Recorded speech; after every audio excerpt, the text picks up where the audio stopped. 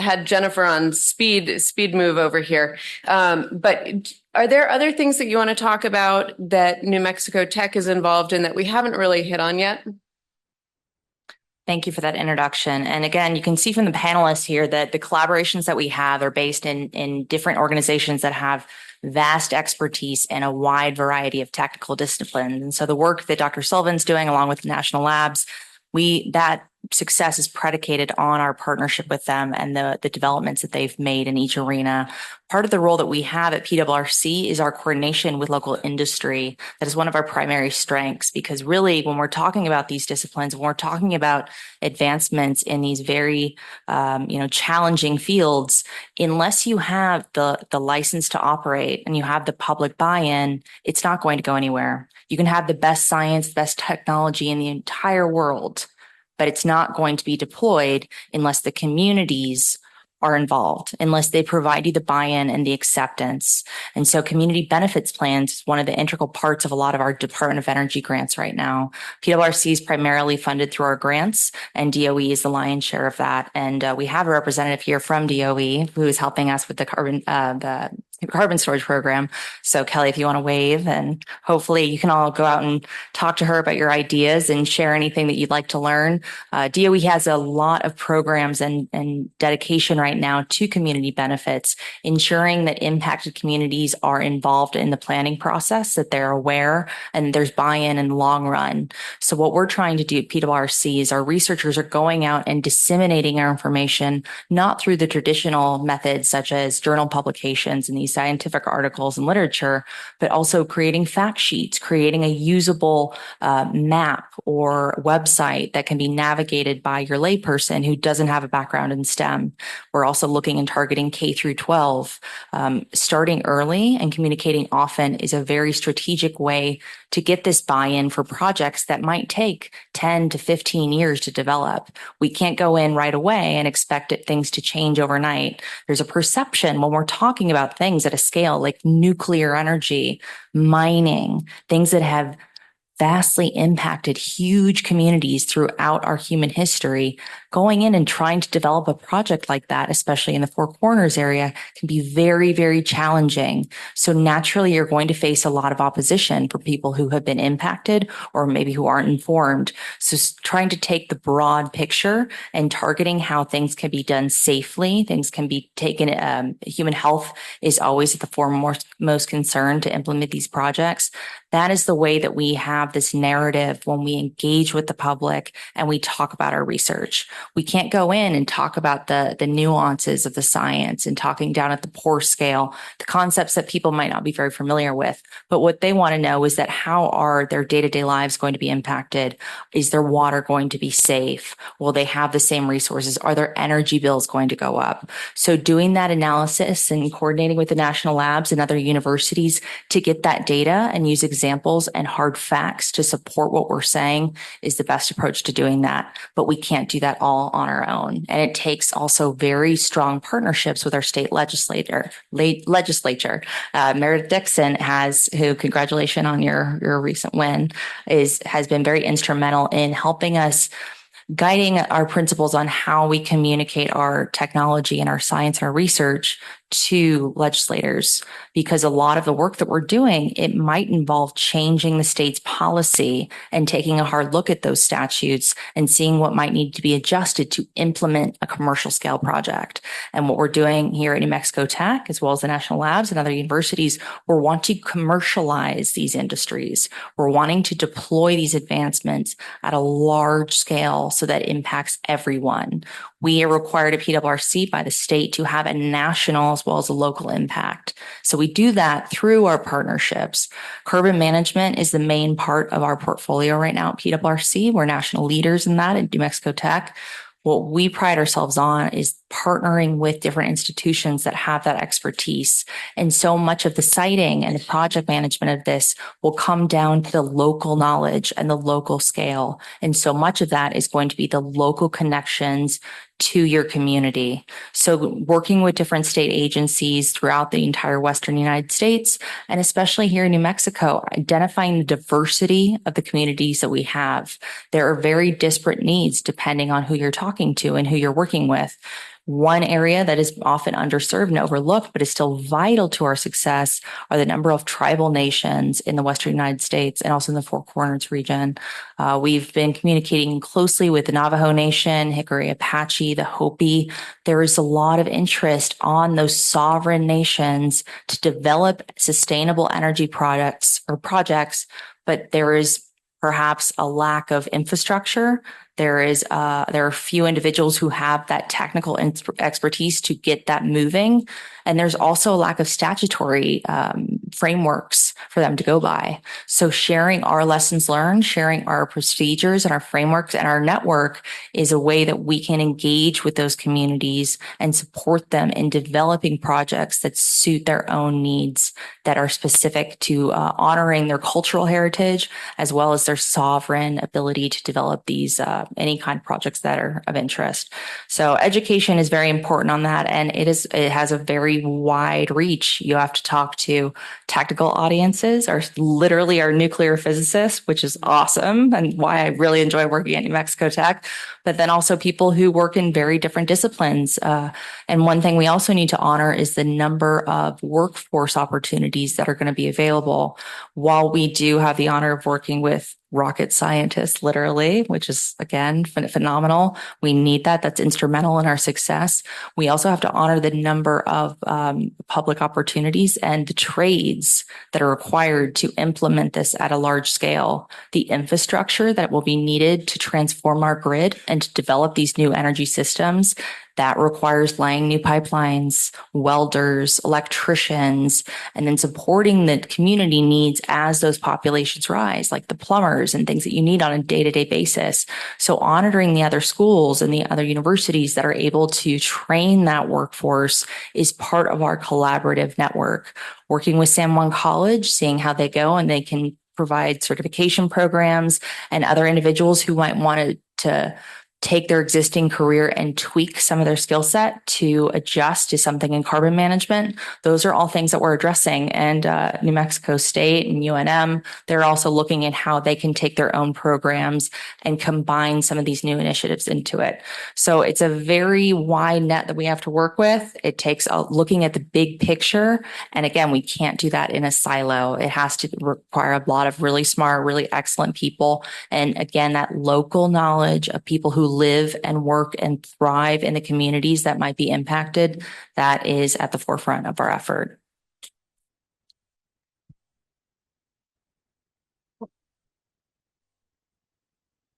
So I really enjoyed, as Dr. Sullivan, you mentioned intentionality, and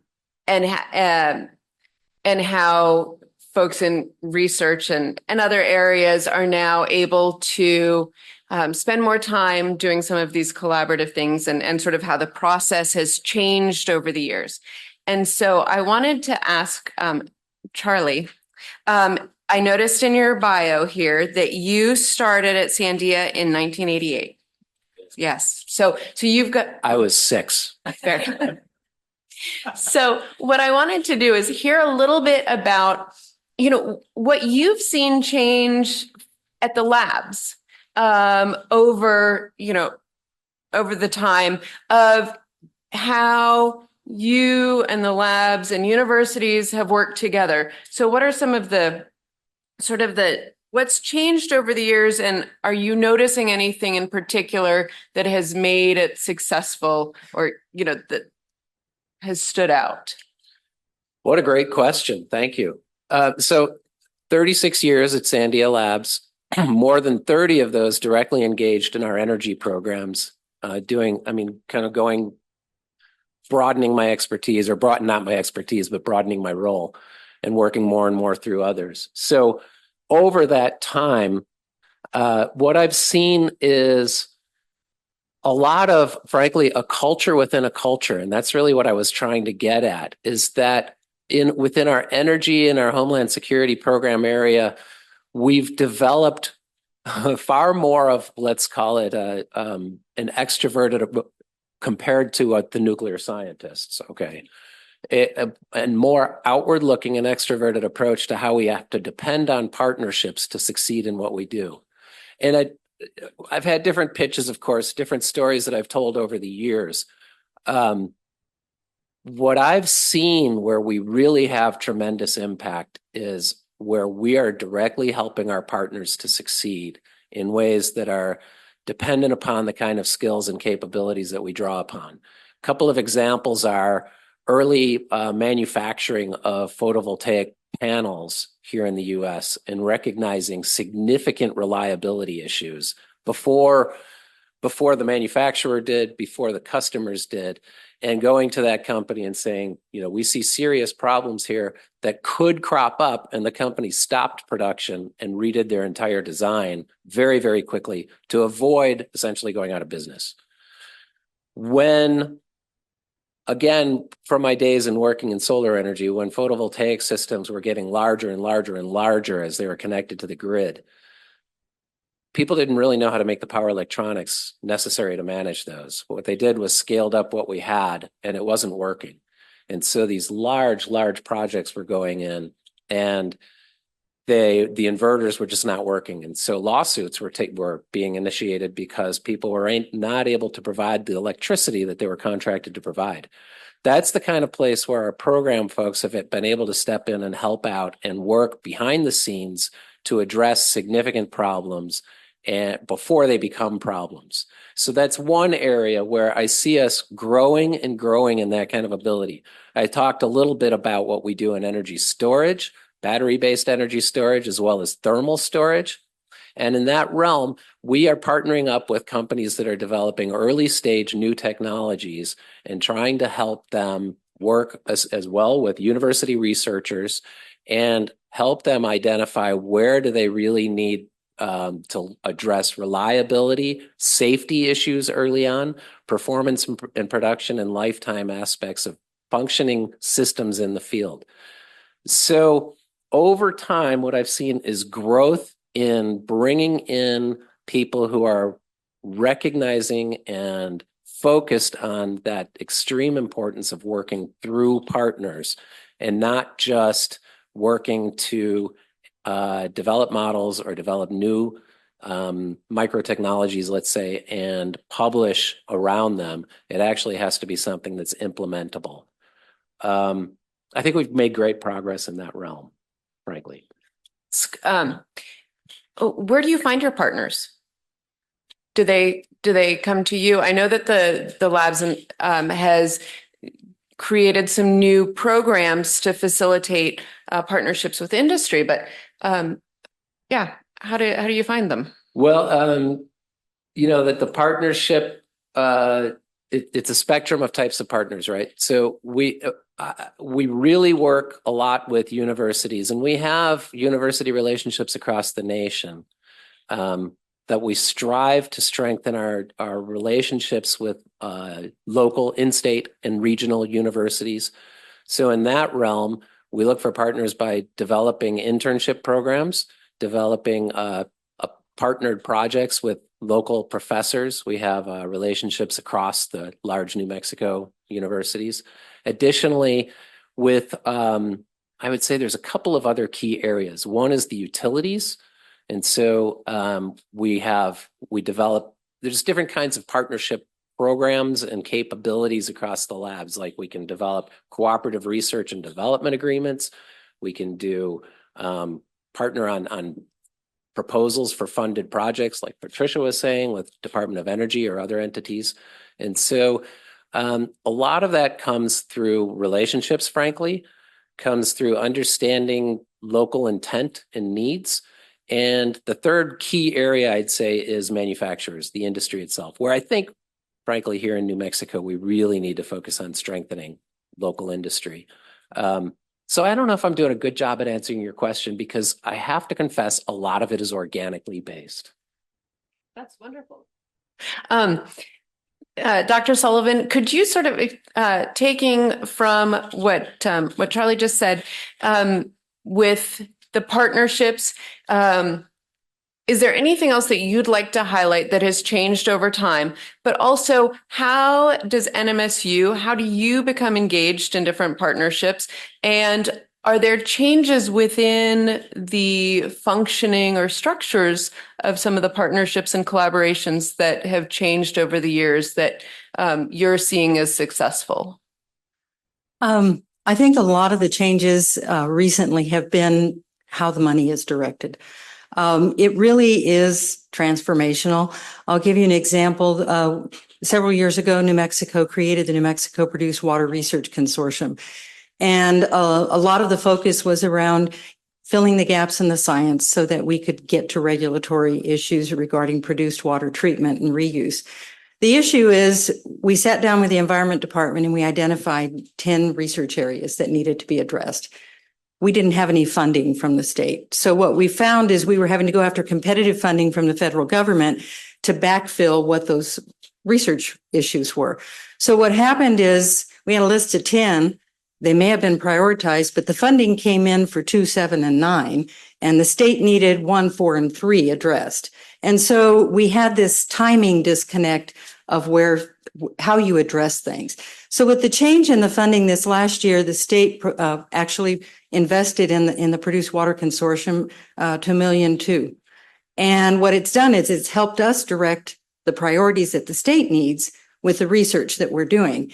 And while intentionally we all want to support what we do, our funds are paid by direct projects and contracts. So the state investing in projects allowed us to prioritize what the state needed to prioritize. As far as collaborations, I think what's happened is at the federal government, the change in investing in and incentivizing collaboration has taken down some of the barriers of competition between universities. In the past, we used to see UNM would team up with 4 out-of-state universities to go after something, and New Mexico Tech would team up with another 3 or 4, NMSU would team up, and we're competing against each other. And none of us were, in a lot of instances, the lead.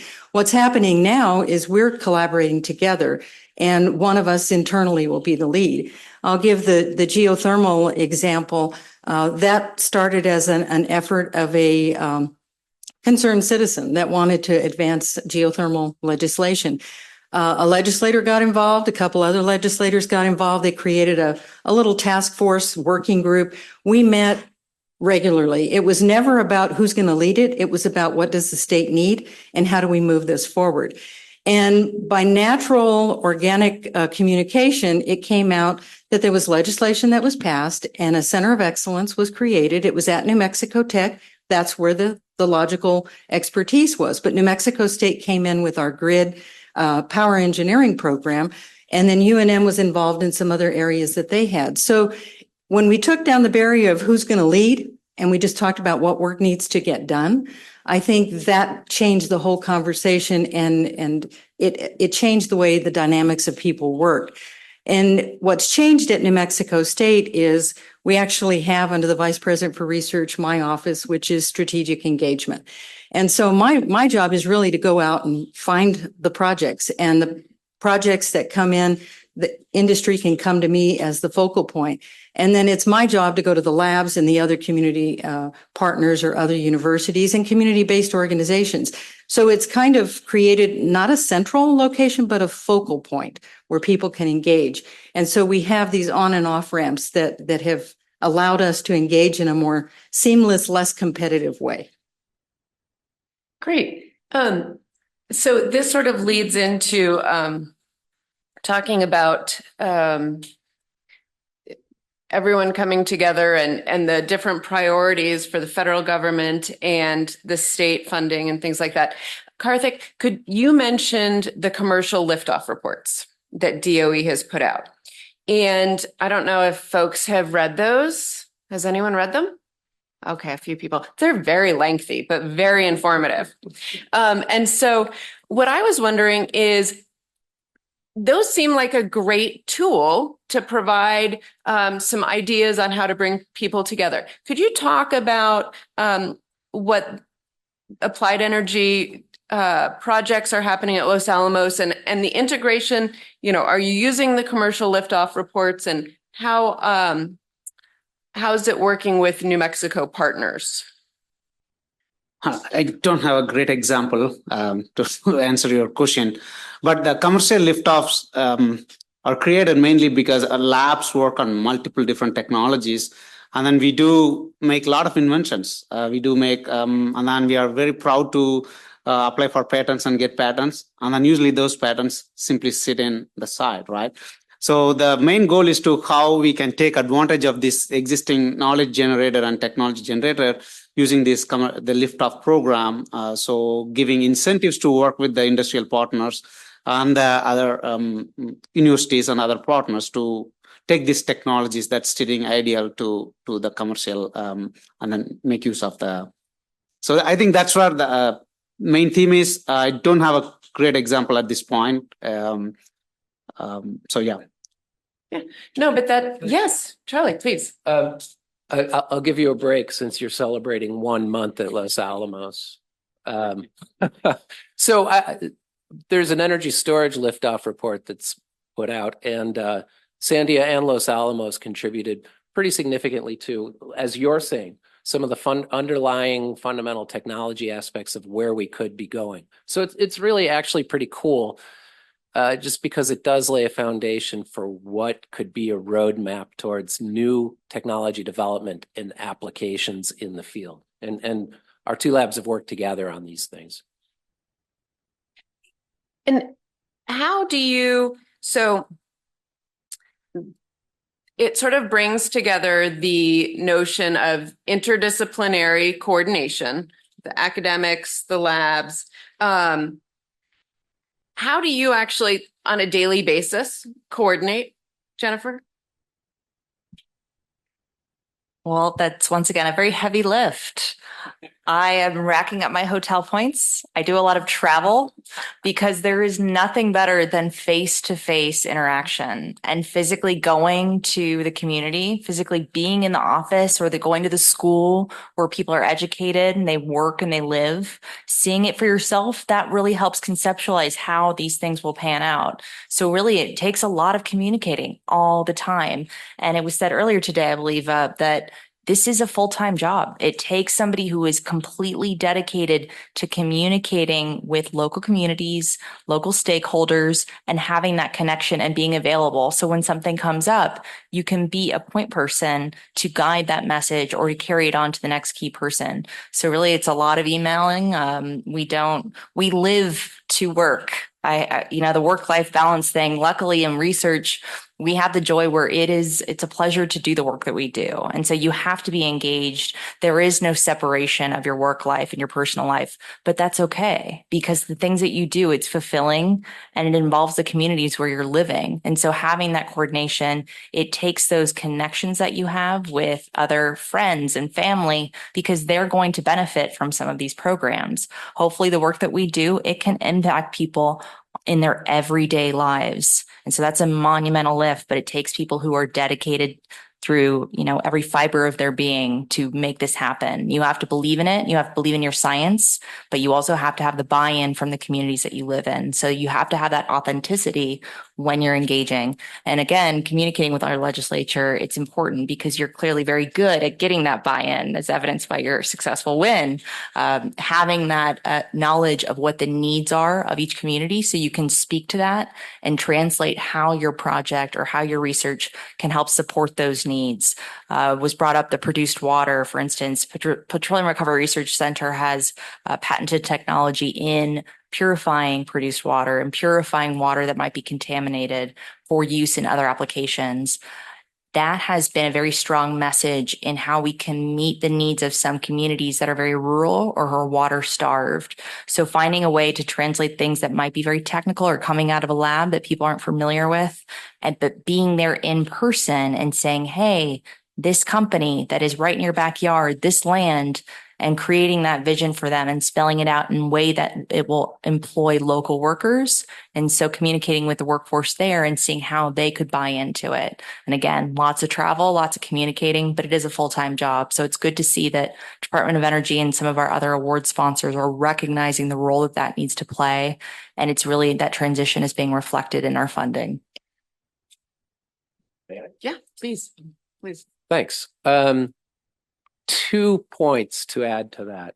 So one is, I think Patricia said it really, really clearly. Collaboration works really well through funded projects where people plan together and establish milestones and then receive funding. So I think that really, really makes a huge difference, and we strive to do more and more of that. Thinking about, while you were speaking, Jennifer, I'll just put out there, from a national lab perspective, I'd like to say that over the time of my career and working in this field, I've been able to spend more and more time thinking and acting locally. And that is true, but it's not true enough. What I mean is that we still are really fed by federal dollars at Sandia anyway. And so the work we do is really driven by what is in the national interest. And I hope at some point to go talk a little bit about energy security in that realm as well. But what I'm getting at right now is that we have community-based efforts. We have tools and technology development associated with serving communities and addressing equity in underserved communities. And we have developed and demonstrated these types of capabilities in Puerto Rico, in Guam, in Alaska, to some degree partnered in Hawaii. And I think it's an opportunity that we really, really need to explore and address, finding ways to do that more locally and bring together our skills and capabilities. Because if Jennifer's always on the road, she can pitch our capabilities. So I really honestly mean that. And it's been a real effort, I think, that I've seen the change in our makeup and our team and our people trying to act and engage more and more locally. And I've been saying for some time that, just as you did, that New Mexico is such an excellent opportunity and represents such a place for leadership. One aspect of that, I think, is early adopters and quick demonstration of new concepts and new projects, and engaging technology, social sciences, community engagement and development. And the fact that we have different kinds of utilities also helps. Co-ops, IOUs, really makes a difference because we have active and engaged utilities. And again, going back to your comment, Patricia, we can easily get right to the table and talk about what we can make happen. Dr. Sullivan? I think from my perspective, I started when I was 2. He was 6. I was 2. So I've been getting ready to start my 42nd year at New Mexico State in December. And this is like the height of my career. I am having more fun than I've ever had in my life. And really connecting and doing things is really a matter of building on my life experience and doing it with intentionality. So how do you connect and engage with people? Well, growing up, I was in 4-H. I was in marching band. I was in student government. I was involved in career technical education programs. So now I leverage those networks. And as I went into my academic career, I made relationships with faculty. As I moved into my professional degree, I spent a lot of years, 13 years in the U.S.-Mexico border, working extensively with manufacturing industry. So I have that network to leverage. Moving into other areas in engineering, I created a lot of networks across the state through the rural co-ops, with construction industry, with the chambers of commerce. So you leverage your networks of how you get involved in things, and you find ways to bring people in. One example is just my knowledge of career technical ed, because my kids were in FFA, which is a CTE program. We run the Technology Student Association program for the public ed department, which is one of the CTE programs. It's really the STEM equivalent of FFA. As part of the CTE, nationally, they're getting ready to roll out an energy cluster. And so there's a group that's working with the public ed to start the energy cluster as a CTE program in New Mexico. So we're already talking about how can we align that with TSA, and how can we align that with the schools that we're working with, and how do our STEM outreach programs engage kids? And one of the outcomes of that was last week or 2 weeks ago, we worked with industry in Las Cruces Public Schools, and we had over 3,000 kids on campus for one day for an energy expo, just to make them aware of careers in energy. So they had every eighth grader in the public schools there because they're getting ready to do their next step plan of what their academic career looks like. And then they brought in certain groups in 11th and 12th grade. Primarily, it was the ESL group. And it was people that don't normally get the opportunities to engage in these. And 3,000 students came, and it was the first time they'd ever seen anything. The Workforce Solutions had their great, phenomenal Be Pro, Be Proud trailer. I'd never even seen that. And that was one of the most popular facilities or booths there. Freeport McMoran had their big truck there, and they had a virtual reality set up in there where you could go in and see what it's like to drive a 3-story tractor. These kids, they never relate careers with what they're really going to be doing when they get out there. We're too focused on chase a degree. And then we spend all our time trying to say, okay, now what are you going to do with the degree? So we're trying to flip those things around and really creating this ecosystem where we can connect across. I'm just loving what I'm doing. Maybe a couple of brief points. So I've been PI or researcher for most of my career. So a couple of things work for me is to publishing your work, right? So that is very, very critical. You cannot go and look for partners without demonstrating or they are believing in you. So publications. Then second is timing, right? So there are technologies I was part of that we developed early 2010 and 12, but nobody's interested. But the timing and policy, right? Around 2020, we forgot about it, but they came and reached out to us looking at our old reports. So the timing is also very important to identifying partners. And then it's not when you are ready, when everyone is ready, when that's the right policies are there. So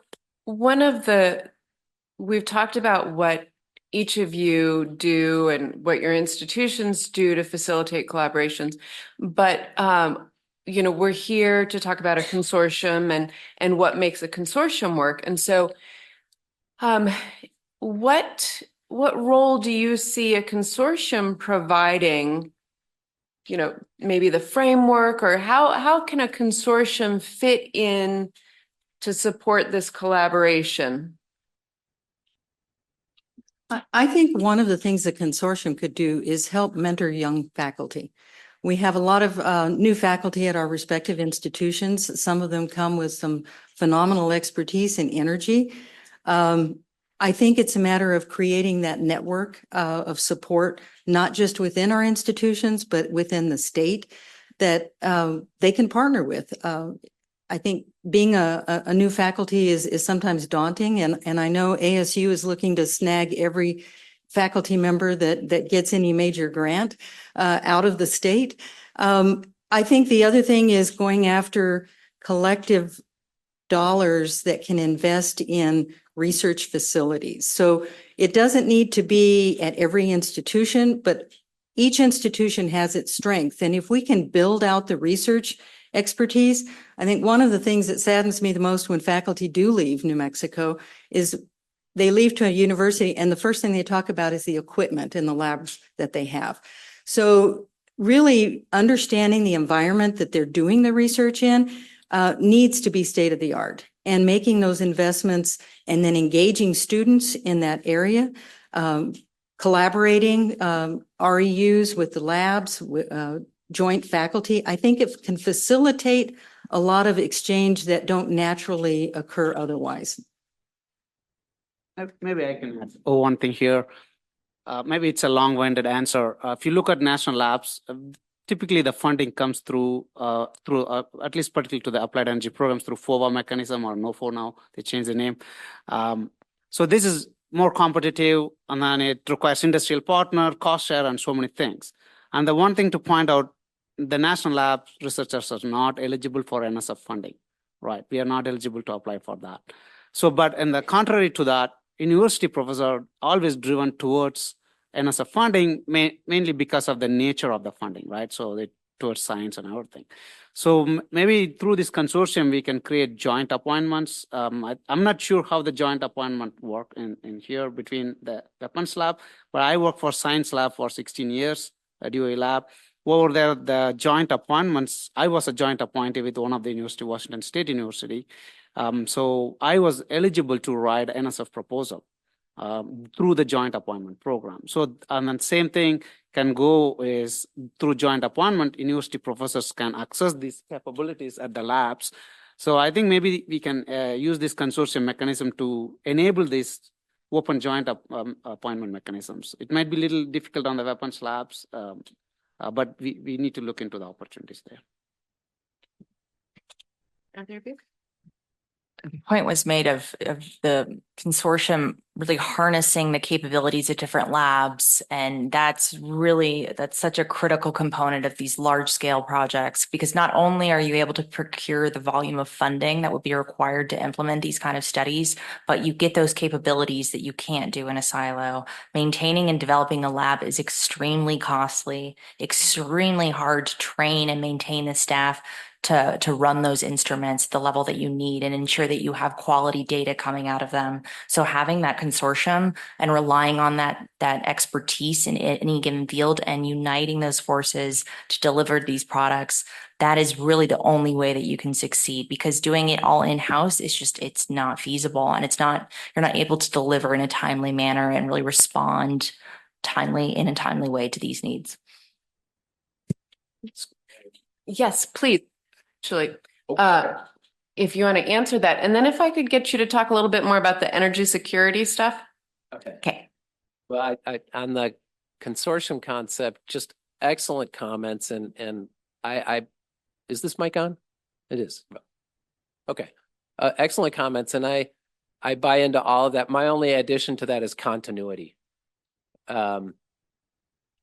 Collaboration and leveraging and ideas come through continuity and maintaining relationships and maintaining the opportunity to explore ideas. So I buy into what all of you are saying.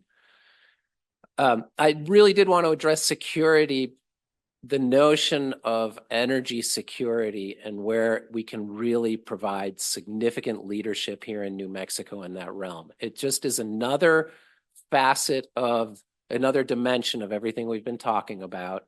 I think in my program mission statement, I know I should know it by heart, but I think we talk about ensuring a secure, resilient, equitable, and sustainable energy future, working towards that through advanced grid work. And security means secure against both natural threats and also physical or human-caused threats. So we have extensive work underway in terms of looking at what are ways to mitigate wildfires and address what happens if looking at different aspects of what happens if wildfires occur. Also looking at extreme weather events like what we had to deal with in Texas recently and those sorts of things. And we have tremendous capabilities, frankly, in terms of doing modeling around this at the labs and technology development. We also have extensive leadership capabilities in cybersecurity and understanding how cybersecurity is of critical importance in moving towards a sustainable energy future. A few years back, we partnered with New Mexico State and the National Rural Electric Cooperative Association to work with a couple of co-ops in the state and develop training programs around cybersecurity, because those folks that are at the end of the line, frankly, don't have the resources to really explore what's needed and how can they protect their systems or protect the greater energy system from bad actors getting in through their tools and techniques. So we have, it's just, I think, a really, really important facet moving forward. Another comment, and on my map, I always work to be sure that I include Department of Defense installations and capabilities here in the state, because we have a strong DoD presence. Is there anyone here in the room that represents our DoD presence in the state? So I think that's a part of this discussion that's missing here, because DoD can be really useful in helping us as first adopters of integrative projects and technologies. And I think here in New Mexico, it's another aspect of how we can be leading in that realm. So I just really wanted to be sure that security, energy security, is a part of what we address, because frankly, under any political situation and in any political realm, there is always agreement that we need to be working on energy security. And it's a large part of what we're talking about and what we're doing. So it's the right messaging as well. Can I follow up on first adopters? Just going to pull that little bit out because it has been mentioned a couple of times actually in different contexts. But is there a role for the consortium to play in supporting first, getting some of that early technology in New Mexico? Getting it, doing the pilot projects, demonstration projects here. How could the consortium, could it help with that? That would be a passion of mine. One of the things I recently went off the board, I'd been on the New Mexico Mortgage Finance Authority, and one of my biggest drivers was trying to find opportunities for the multifamily housing to incorporate solar and energy efficiency as part of their construction. It should just be part of the scoring. And the concern was always who's going to get credit for the tax credit, who's going to own the energy. So all these barriers kept coming up that were policy or regulatory. And I think what the consortium can do is try and we need to bring in some of the social science on this, but really look at some of the challenges that are facing our communities in New Mexico. It's wonderful that we can come together and we can elevate this, but if it's not impacting the people in the state that we live and people can't access it, early adoption shouldn't just be a socioeconomic issue. So we need to find ways to incentivize people at various socioeconomic levels. And I think the consortium could help address that, bringing some of the social science into it, understanding where the bottlenecks are regulatory wise, and making sure that we really open energy justice opportunities and lower energy burden at all levels. That's great. Any other thoughts on that? I don't know. This is the right example. So I was part of one of the technology development in sustainable aviation fuel. That was my technical expertise.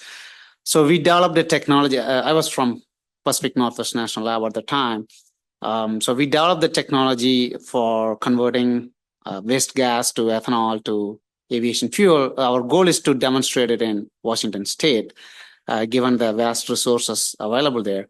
But in the end, it is right now the demo plant is built in Georgia, mainly because all the other factors for the industry to build it there. So we can plan for it, but there's so many other factors involved, whether it's finally happening in the state alone. So sorry, it may not be the right example, but this is my experience that I had. Yeah. Great. So one of the benefits of our demonstration or pilot projects that we do, PRRC, we do Mexico Tech, and through our collaborations, is that all of our data and all of our results are available for the public. So with Department of Energy, we're required to submit this data and any lessons learned through their data portals, which are utilized in how they formulate future grants, how they fund different projects. And so having that assurance that this is publicly available, we can disseminate this knowledge and share it. That provides that buy-in and that assurance that the science is sound, the results are there. Well, oftentimes, understandably, private companies want to keep their secrets close. They want to hold their cards close to their chest. That is in their right. That is completely reasonable. But with our research, we are mandated to actually share that data and distribute it widely. And so if we're sharing it both on the private and public side, that creates more knowledge all around and awareness that a technology exists. You can do so effectively. You can implement it on a wide scale, and it doesn't have the impacts that people might be concerned about. So the evidence and that supporting documentation is really what gives that success and gives that buy-in for expanding that network and getting other projects off the ground. Great. So what I'd like to do is ask our panelists if there's anything that I've missed that you wanted to highlight. And then I think we've got time for questions. So anything? Yes, Dr. Sullivan. The only thing I would like to add is I think the consortium could be a real opportunity to engage our future workforce. And we need to find ways to engage our students. Our universities are doing a phenomenal job of educating students in every discipline. And every career fair, every out-of-state company is coming and snagging them and taking them out of state. And we need to engage them starting at high school and take advantage of the new apprenticeship bill that passed, work with Workforce Solutions, but students need to get involved in these projects at all levels so they understand the career opportunities ahead. Great. Yes. Yes. I love that comment, frankly. That's fantastic. I think that the consortium can, as Karthi mentioned, there are funding opportunities that require all these different partners to come together. And I think this consortium can really take advantage of those kinds of opportunities because of the depth and breadth that we bring. So I just think it's a fantastic thing to do. And I will say I was really impressed on your slides for Los Alamos at how many students and postdocs are there. I had no idea. It's quite a good crew. Great. Okay. Questions? And how do we have a microphone? Oh, great. Good morning. So I actually have two questions. One is, what's the estimated workforce needed to do what you guys just portrayed? Because we are a state of 2 million people. So where are these people coming from? And secondarily, how do we connect the consortium to facilitate the bottom of this, which is housing? If people don't have a place to live, they're not moving here. So those are my two. So the workforce needs, I think, a lot of the workforce is already in play. We're just working independently. So collectively working, expanding opportunities, at least at the university level for undergraduate research engagement, industry internships. It's really just connecting. I don't know that it's in terms of the collaborative or the consortium that we're really talking about a larger workforce. I think we're talking about the future permanent workforce opportunities that could evolve as a result of that.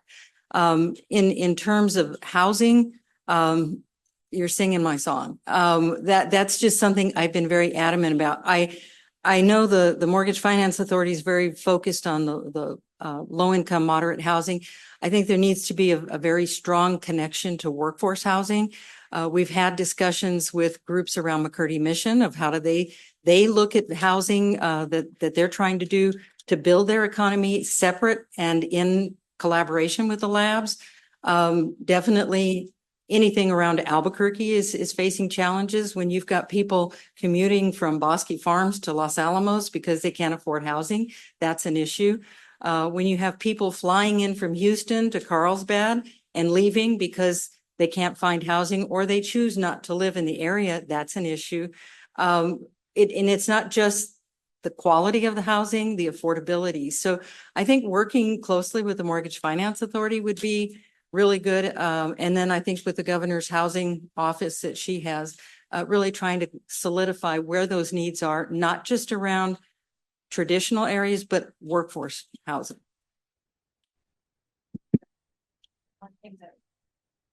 There it is. One thing we've been doing is really working with a lot of the industry. They already do an excellent job recruiting and training their workforce to make sure that they can implement things in the field and it can be done safely. They are experts at that. They also know their local population. They know the needs and they know where to recruit. So if we create that awareness and we communicate with them how those disciplines might translate to the research that we're working on, we can connect the two. And so there's a lot of skills that can trade between the two. So oil and gas industry, it's a vast network of different workforce that they have in their field. You have the engineers and who run the modeling and the ones who are more the office space, but then you have the field crew. They can do anything. I mean, a lot of the work that we have to do to get our data, we have to recruit people who can deploy these instruments and get the monitoring equipment deployed in the way that we need. That takes some expertise. That takes somebody who's able to work really long hours, but do so safely and be willing to travel and communicate often. So really, it's about harnessing the abilities that are already out there, the infrastructure, and the people who already do this very well, and using that rather than building it from scratch. Also, again, working with our students. Gabriel actually just handed you the microphone. Thank you, Gabriel, who works, one of our proud students at PRRC. One of the recent programs that we had, and he was part of it, and I believe he won the student poster competition at Meredith Dixon's conference. So congratulations for that. But it's a really proud role that I get to play, is bragging about our students and showing off how brilliant they are and how they are the future leaders of the energy workforce and how they can really transform our industry. But we need that base to supply the expertise that we need, because there is estimates there's a shortage of geoscientists out there. So how we can inspire people to go into this field and to see how their strengths can really support that a variety of industries, not just having a narrow view, and how it's adaptable. You know, no matter what your degree in, it's unlikely you're going to do exactly that for the rest of your life. So things change and they grow. And so it's about showing them that capability, how you can expand on that network.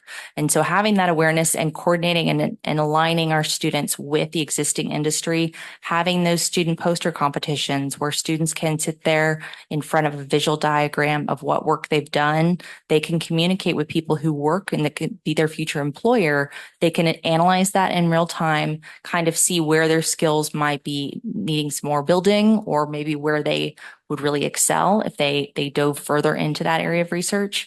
So those communications and that connection, it happens in person in real time in each locality where they might want to work in the future. So it's about all of the above. And I would add to this before we go to our next question. For workforce housing, one of the things that the legislature did this past session is invest $125 million specifically for workforce housing, separate from all of the funding that went to affordable housing. And so that was to provide infrastructure development for those houses for our teachers, mass population. Dr. Balch? So in my hand, I hold the sum of all human knowledge. I also hold the sum of all human misinformation. So, and these will tell us what we want to hear. And I've talked with Patty about this a lot in the past, but as scientists and engineers, we are not the people that are turned to by the public for information. They go to people like Representative Dixon. They go to Hollywood actors, musicians, things like that. How do we deal with this really big challenge of conveying the importance of what we're doing first? So then they will try to understand maybe some of the technology and what we're trying to do. What are some good strategies? I'm going to respond first because that's my boss. That's our director at the Petroleum Recovery Research Center. And Dr. Balch has done a really good job of addressing his own question and identifying our weaknesses in a lot of ways, that scientists and engineers aren't often the first go-to to seek this information and don't have quite the level of influence that more of a public figure like Meredith Dixon and some of our Hollywood friends would have. So the privilege of working in research is that to refute any statements that are being made that aren't necessarily accurate, we rely on peer-based information, on reviewed articles, on scientific information to drive those arguments. But we have to have that awareness that each local community has their own preconceived notions about something. And so listening to start off the conversation, listen to what they have to say, listen to what's being said and why they're saying it. And so if they're facing challenges from history, from pollution or mining issues, things that weren't regulated well in the past, having that historical knowledge before you enter into a conversation, it helps understand how you can meet those concerns and bring your evidence forward while still addressing some of that in a pragmatic way. But it is challenging, and often their voice is louder and they have a louder platform. So trying to engage with as many people as we can and utilizing their ability to access a wider network is one approach that we've tried to take. I would echo the value of peer publications. I think it brings value to the research that's done at the institutions. I also would echo being out there and listening, but I think providing access to our programming is important. We did a reflective view at some of our STEM outreach programming at New Mexico State in the College of Education and in engineering. And as a Hispanic serving institution, we get funding to come in and do STEM outreach to broaden participation. We have a natural embedded audience. When we went back and we look at a lot of the reports that we do and we say we attracted this percentage of Hispanic students, this percentage of females, we met the need, we met the demographic, but are we really meeting the need? A lot of times these were children of faculty members.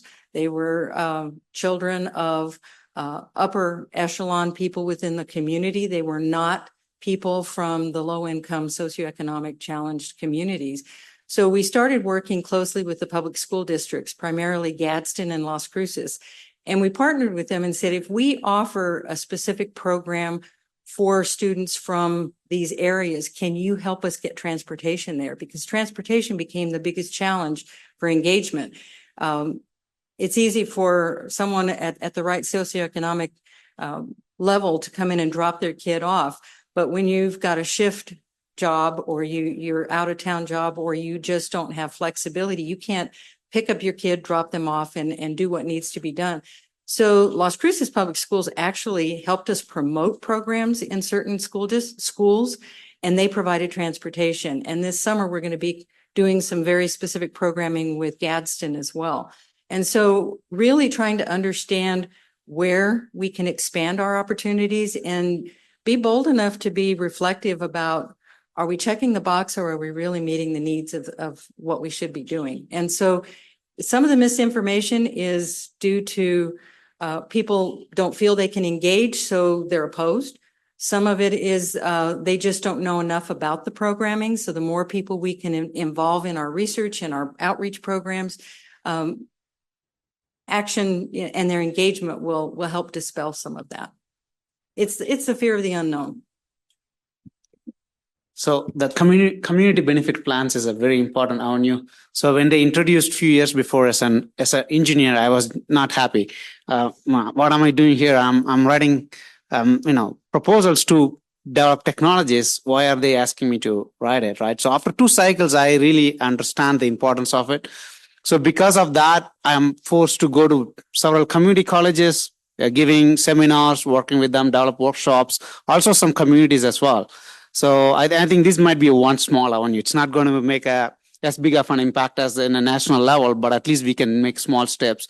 I believe the community benefit plans is one of the important one I learned late. So it took me time to understand it. If I may, very briefly, I'll just interject from my perspective of the cross-section of technology and society. I say partnered demonstrations. So how do we want to really have people pay attention and believe what we're doing? Show it.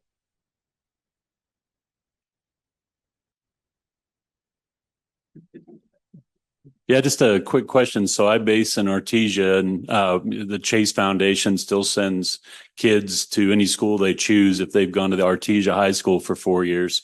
So if I were to talk to any of those kids, what new curriculum, like specific examples, do you guys have of something new at your universities or at your organizations that I could tell these kids they need to sign up for? Or if it's not there, what's being envisioned? Well, we're always looking to innovate in our engineering curriculum. Yesterday, we just announced a new series of dual credit programming that we're going to be doing. We're piloting with Las Cruces Public Schools, but we are creating engineering courses that can go into the dual credit market as opposed to the gen ed. And so one of our biggest challenges for students, especially coming from rural areas, are they're not calculus ready. And then if they really want to pursue engineering and they just think that after 3 years of trying to get past Calc 1, Calc 2, and I never had this in high school, and they give up and they move on or they drop out of school. So that we created what we call Engineering 190. And it's really an engineering math that takes all the engineering concepts from the first 2 years of engineering courses, puts it into an applied manner. And if you pass that, it opens up all the engineering curriculum. So what that does is it can really take 2 to 3 years out of an unprepared math student's role. And so students from rural areas, this is a game changer. Next fall, we'll be rolling out 5 other engineering courses. So we've consolidated some of the thematic areas that are in all the disciplines. And you could actually come in with your first 2 years of engineering courses, not just gen ed. And what that changes for the high school student is, if right now a lot of these kids come in with dual credit, they come in with some of them coming out of like Arrowhead or early college high school, or coming in with 60, 70 credits, but they're not really tied to the degree. They're come in as electives or gen ed. And if a student struggles in an early engineering course, they have no buffer. If they're taking 15 credit hours and they drop thermodynamics or something, they have no buffer because they've already taken all their gen eds. They've already taken all their extracurricular or their electives, I'm sorry. And so what it does is it gives them that buffer back with some of the gen eds and helps them advance in, and it eases the transition. So creating that dual credit market, and then also creating these online opportunities. So it gives flexibility in the course schedule. So some of these courses are also online for freshmen students. So you don't find yourself, and they're asynchronous. So you don't find yourself competing with a section of this that now I have to change my whole schedule because there's only one section of chemistry left for me to take, and I have to work all around that. So now you can take these online versions and you can fill your schedule more rapidly. I think the other thing we're trying to do is create peer tutoring. So we have a learning community, and we actually have graduate students that come in and they tutor the students on anything they need. They work with the faculty members. And if you have a big test coming up, we've identified where the bottleneck courses are and at what point in that course students are dropping out. And we work to make sure the grad students are fully aware of all the content. And then they hold study sessions in the learning community to train those, to tutor those students. We've seen our retention increase from about 40 to almost 60, 70, 80% in certain classes.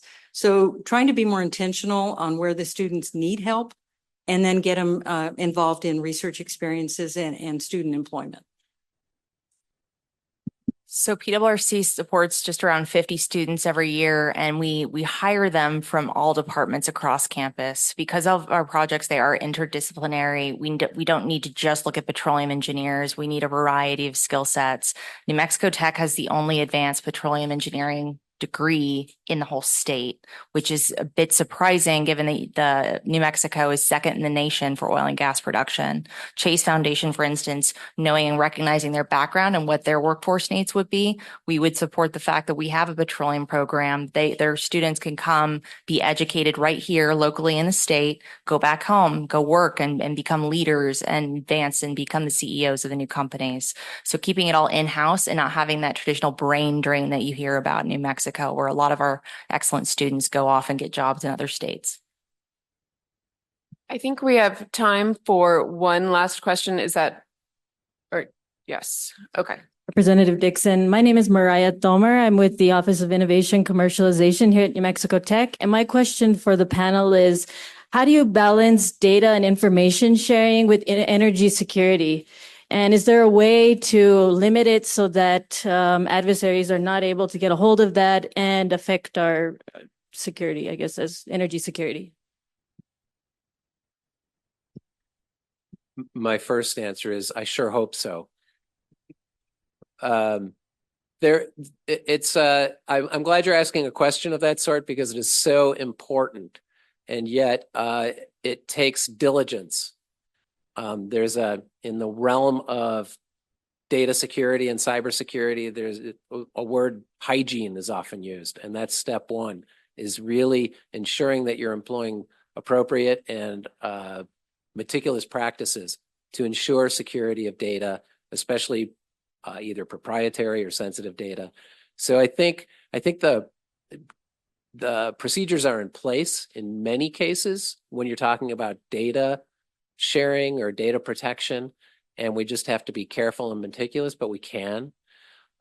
It's more where I get more concerned is in communications and not necessarily data protection. I mean, that isn't certainly an important area, but it's communications and interconnectivity and not understanding how interconnections between components in our complex system actually work. So great question, but I think it's a very complex question and one that we can work to address. All right. Well, I have learned a lot. I have several pages of notes and a couple of ideas that I hopefully can implement in the legislature and maybe use some of that surplus funding to support. But if we could give a round of applause to our panelists thank you so much.